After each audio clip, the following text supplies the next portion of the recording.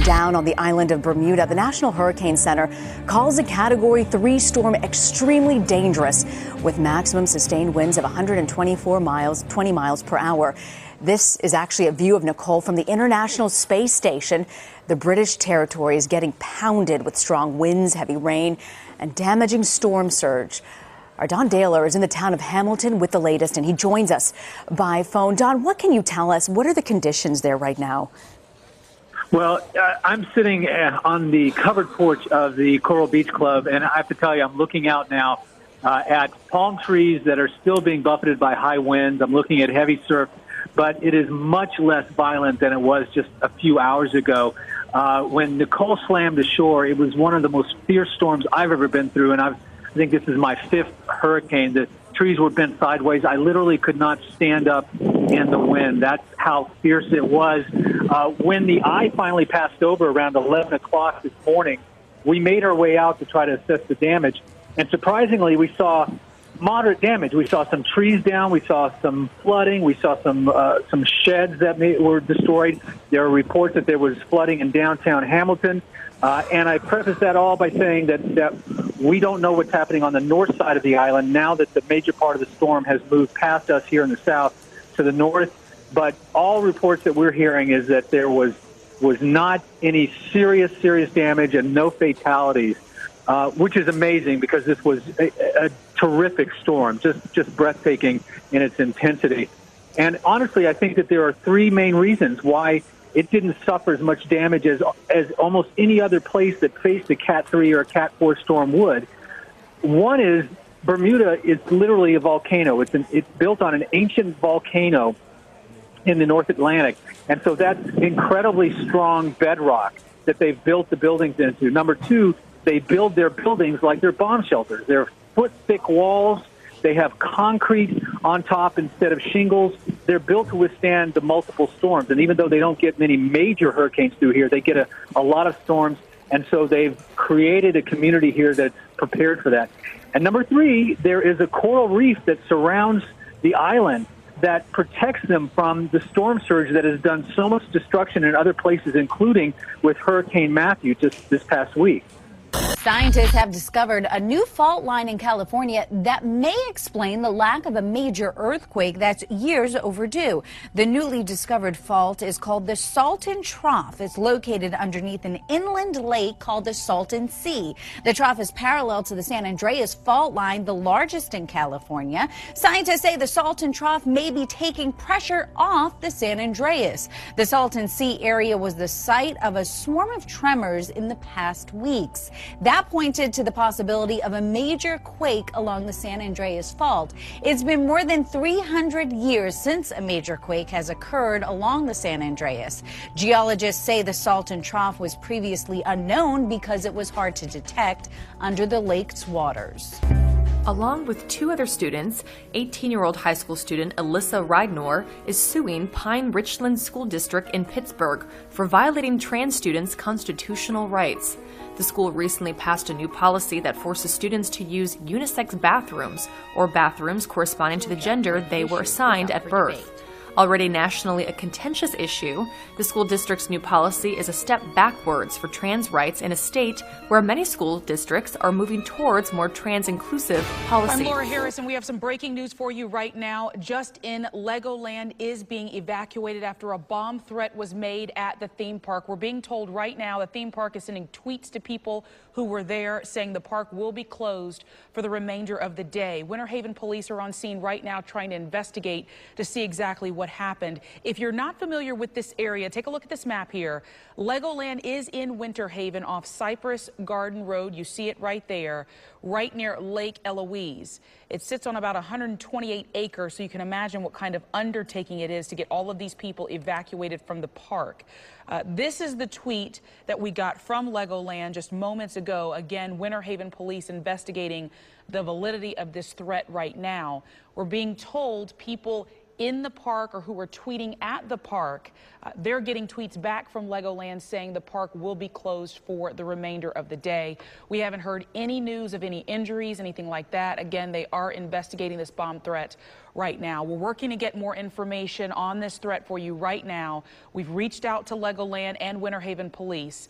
Action Air 1 is on the way to the scene, and we will have updates on air and online. The number of hate crimes in the UK jumped 41% in the month after it voted to leave the European Union. Before the vote in June, the Leave movement was accused of being rooted in xenophobia, and after, some government officials claimed the Brexit results were used as justification to commit hate crimes. These stats are only correlational, but it's important to note that in the days immediately after the referendum, reported hate crimes doubled. Over 5,000 hate crime offenses recorded in the month after the vote were racially or religiously motivated. Since August, the rate of hate crimes has returned to levels seen earlier in the year, but 2016's numbers overall have been a big increase compared to the year before, which had already seen an unusually high number of hate crimes.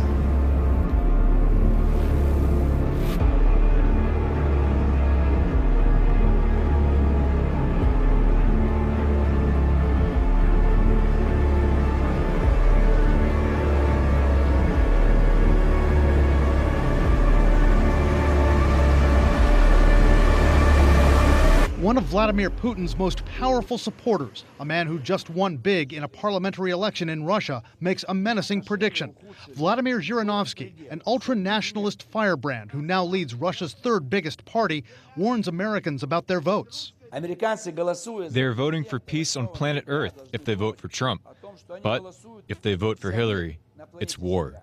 Zhirinovsky says Hillary Clinton, quote, craves power, that she'd create panic if elected. Then he goes even further. If Hillary Clinton wins, it will be the last U.S. president ever. The Kremlin scrambled to distance itself from Zhirinovsky, a foreign ministry spokeswoman telling CNN that was just his personal opinion. But analysts say Zhirinovsky is helping Putin.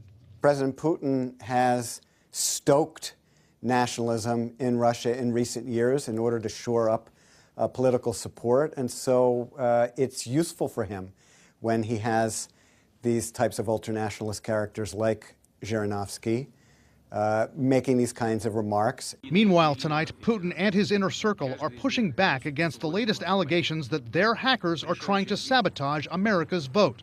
CNN has learned investigators believe a cyber attack which exposed voter data in Florida was the work of the Russians.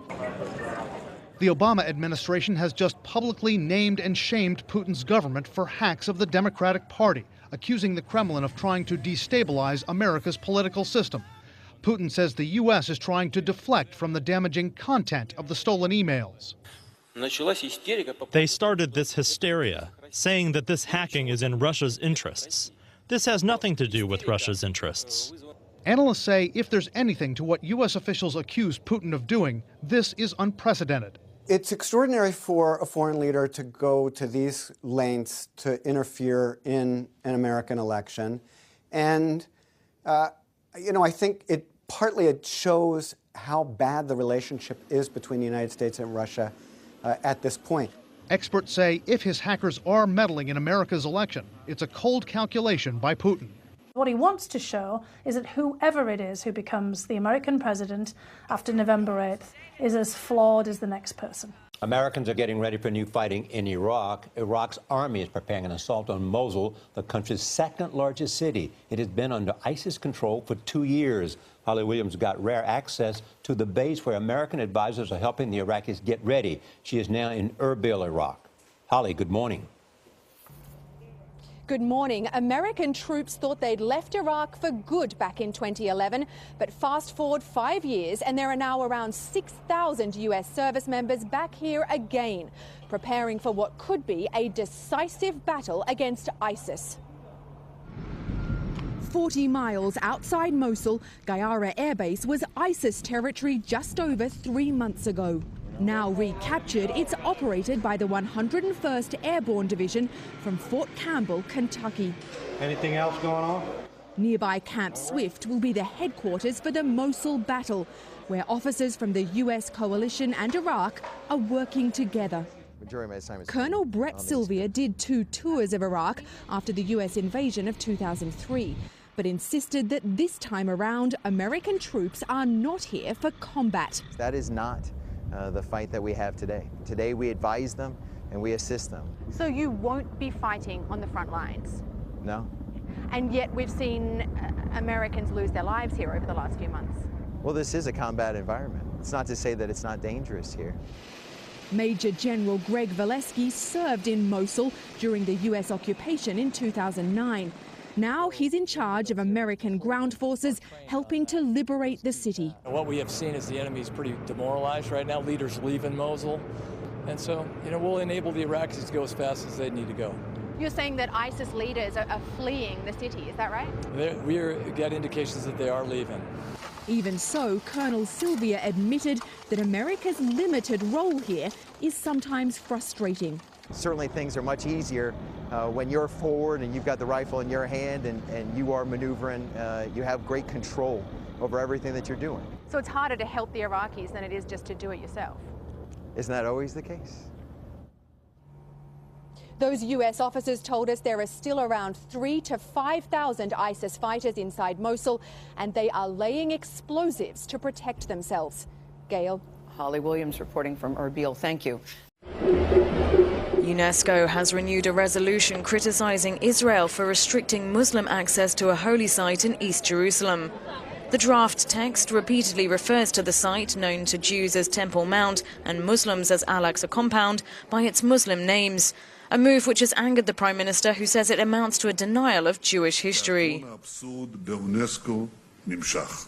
The theatre of the absurd at UNESCO continues, and today the organisation adopted another delusional decision which says that the people of Israel have no connection to the Temple Mount.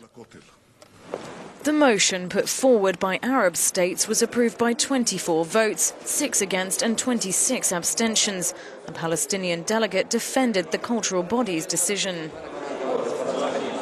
Israel pretends that in this decision, Palestinians and the Arab group denies the historic importance of the old city of Jerusalem to the Jewish people.